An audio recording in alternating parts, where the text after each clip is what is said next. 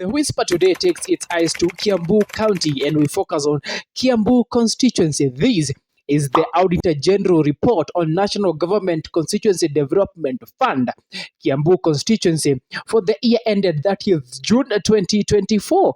Was money misappropriated in Kiambu Constituency? The 140 million shillings that is given to each constituency in Kenya. We focus ourselves on Kiambu constituency. Was money lost here? And we start our issue with a very sensitive issue here. Unsupported cash and cash equivalent balance. The reported cash and cash equivalent balance of 3,484,678 could not be confirmed as accurate due to the absence of crucial documents. Management failed to provide a board of survey report and certificate of bank balance. Implication. This raises significant concerns about the accuracy and the completeness of the financial record, leaving the integrity of the reported cash balance in question. These are the issues we're talking about. If you cannot provide receipts, how can you say that this money was used for its actual purpose? Inaccuracy in use of goods and services.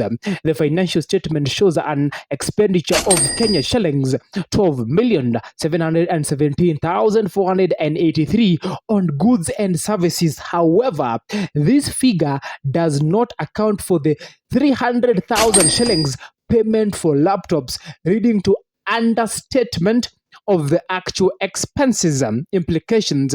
These discrepancies undermines the accuracy of the financial statements and suggest potential error or omissions in record keeping. Irregular procurement of goods. Irregular procurement. A payment of Kenya shillings 1,350,000 shillings was made under questionable procurement practices. The awarded firm was not pre-qualified and there was lack of documentation, including missing tender opening minute and absence of professional opinion. The procurement process violated multiple sections of Public Procurement and Assets Disposal Act 2015, indicating a breach of the law and raising concerns about the fairness and transparency of procurement process. Brilliant, huh? Irregular payment of training expenses. This is money.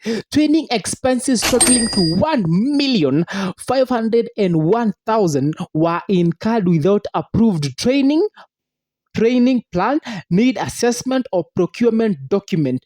Payments include 1,056,000 to a hotel and facilitators without following proper procedures. This contravenes to Public Finance Management Act 2012, highlighting poor financial control and the potential misuse of public funds. Non-compliance, let us go. Irregular payment of committee allowance.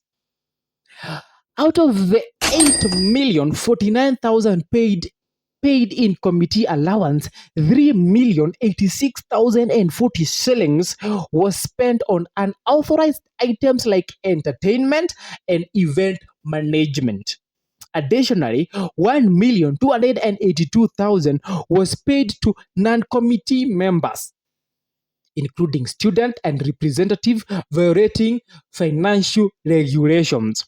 These irregularities points to the misuse of funds and non-compliance with the financial management regulations.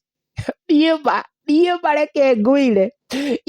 procurement of motorbike. Listen here. Irregular procurement of motorbike. You should tell me how much this money, how many motorbike this money can buy. The tender for 3 motorbikes valued at, listen here, irregular procurement of motorbikes. The tender for 3 motorbikes valued at 1,200,000 was awarded without specifying the required specification. There was also a lack of critical document such as professional opinion, tender opening and evaluation records, and inspection certificates. The absence of proper documentation raises doubts about the competitiveness of procurement process and whether value for money was achieved. 1,200,000 was tendered to buy 3 motorbikes. Kwani hizi motorbikes mlikuwa mnanunua motorbikes zinatoshana aje? Motorbike ya 500M ama 400,000? Because 1.2 million bought 3 motorbikes in Kiambu Constituency. Irregular implementation of emergency projects worth a lot of money. Listen here. Emergency expenditure of 12,272,207 was incurred without reporting to the board in the prescribed format within the required 30 days period. There was no evidence that this project were urgent or unforeseen as required to NGCDF Act 2015. This non-compliance with the law suggests mismanagement of funds and the possibility of unjustified emergency expenditure. Maybe this committee of CDF decided, let us just say there was an emergency so that we can be able to spend 12 million, and these emergencies cannot be justified. Let us go to bursary. Every constituency have a problem with bursaries. Irregular disbursement of bursaries. A total of 36,966,155 was disbanded as bursaries to secondary schools without proper vetting by the Education Bursary Committee as required by the NGCDF Regulation 2016. This breach of procedure indicates lack of transparency, accountability in the disbursement of bursary funds, potentially leading to misallocation of resources. We are asking, where did who were given this 36 million in terms of bursary? These schools that were given these bursaries, do we have letters of students being given this money? Where did this money go? Tertiary and secondary school, do we have receipts? These are questions we are asking, okay? Poorly constructed administration block at Congo Primary School worth. An administration block constructed at Congo Primary School costing 3,998,898 was found to have multiple defects, including misaligned windows, leaking roofs, and low quality materials. The building showed signs of wear, raising concerns about the quality of work. An administration block worth 3 million, but this block was showing signs of wear, raising questions about the quality of work. Did you use less money and pocketed the rest? These substandard construction suggest poor project management and oversight, leading to potential wastage of public funds. Let us go to something else, okay? Poorly implemented construction of Kiambu Constituency offices. The construction of NGCDF office tower faced significant issues, including potential double costing and incomplete work despite 99% of the payment being made. The project, with a combined cost of 52 million 160,048 shillings, still lacked key installations such as partitioning, doors, and electrical works. Yani, you spent 52 million on a building that does not have doors, that does not have electrical works, that does not have partitioning.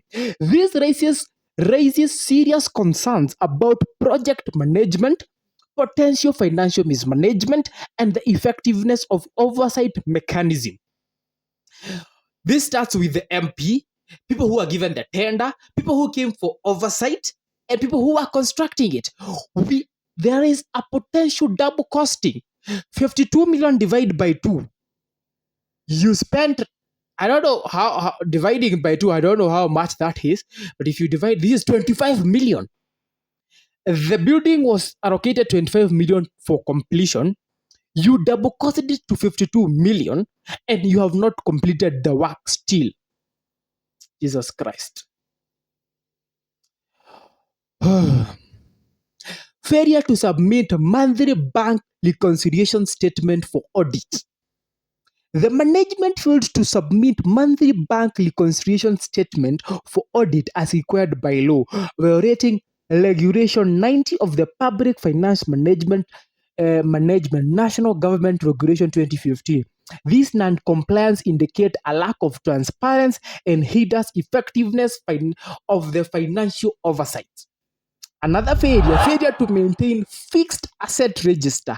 The fixed asset register was found to be incomplete with some assets not tagged and the register not regularly updated, making asset tracking difficult. Ndio muibe pesa. The failure compromises the ability to monitor and protect public assets, increasing the risk of asset loss or mismanagement. This is the Kiambu report for the year ended, that is June 2024. You can find this report on the Auditor General's website. Read for yourself and question your area MP. This is Whispers. Money was lost. Paper.